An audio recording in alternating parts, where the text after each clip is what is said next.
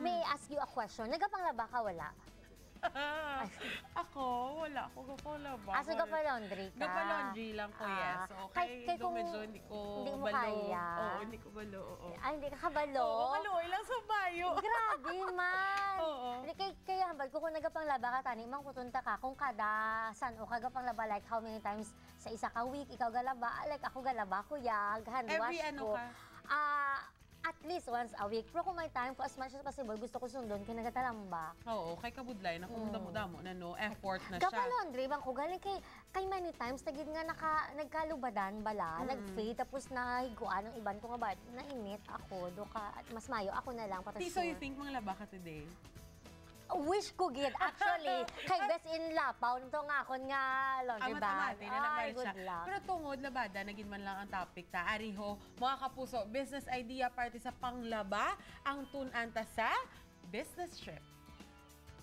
Tungod sa kasakoon kag kakapoy, madamo ang hindi na makapanglaba pa.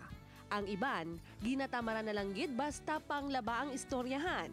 Kani ang ginasaligan, labandera na gid lang. Sa may mga kwarta, pwede man ang washing machine. Gani si Manong Lorenzo Sagusio Jr. nakita ang potential sang laundry business. Nagbakal ini sang 4 ka washing machine, dryer kag iban pa nga kagamitan para mag-umpisa sang negosyo. 240,000 pesos ang iya kapital. You have only what you call that limited budget. You could start for 2 machines. Kag para mangin mas makahaylos ang customer, mas abot kaya sa bulsa ang iya stratehiya. Sensilyo ang ginabayad kung magpalabas sa ila. Ginahulog ang bayad sa coin slot. Gani ang feeling sang nagapalaba, kasarangan gid ang bilisang serbisyo. Hindi ini mag-andar kung hindi paghulugan sang nagakaigo nga bayad. Gani sigurado ka sa income nga hindi mautang.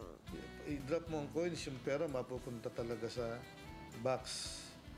Na after every day, ang harvest namin, every night na harvest namin yung coins. 40,000 pesos ang bilisang coin slot machine. Gani ang kabilugan nga kapital ni Manong Lorenzo, 280,000 pesos. Nakabawi naman ini sa gasto kay man isa lang ang iya tinawo, tungod self-service ang pagpanglabada sa iya pwesto. Ang iya ginagastuhan ukon operating expenses, kuryente kag arkila sa espasyo, kagamay nga sweldo sa isa ka manugbantay. Kada bulan, nagabalor ini sang 15,000 pesos. Gani ang iya kapital, nabawi niya sa sulod sang 8 ka bulan.